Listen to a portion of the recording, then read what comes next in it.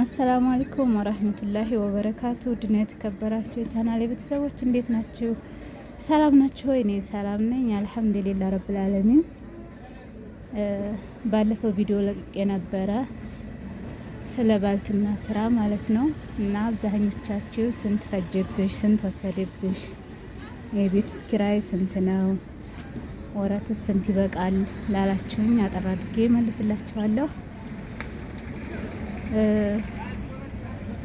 የቤቱ ኪራይ ውድ ነው።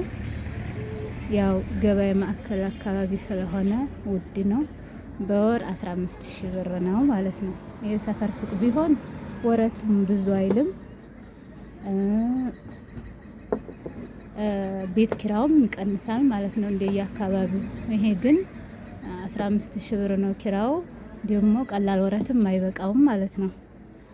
ስለዚህ ቅድሚያ የቤት ኪራይ ያለ የ6 ወር፣ እኔ ግን የ3 ወር ነው የከፈልኩት።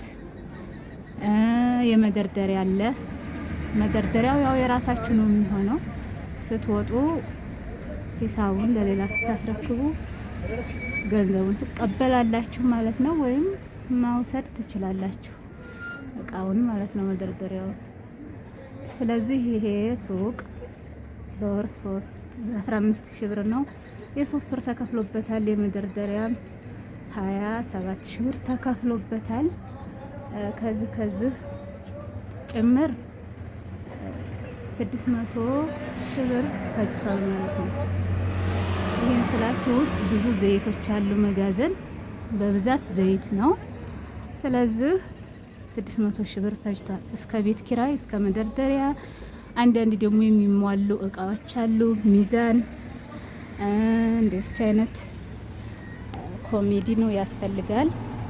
እስከዚህ እስከ ሁሉም ድረስ ያው እንግዲህ በ500,000 ብር ያዙት ማለት ነው። ያው በ500,000 ብር ያዙት። 100,000 ብር ለቤት ኪራይ ለመደርደሪያ ለምናምን ቢሆን 500,000 ብር ያዙት።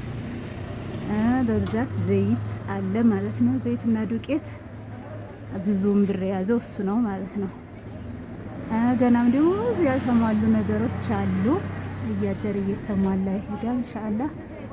እና ይሄንን ይመስላል። ሽንኩርትም አለ። ሽንኩርቱን ጎን በጎን ይሰራል እሱ ላይ እና ይሄንን ይመስላል።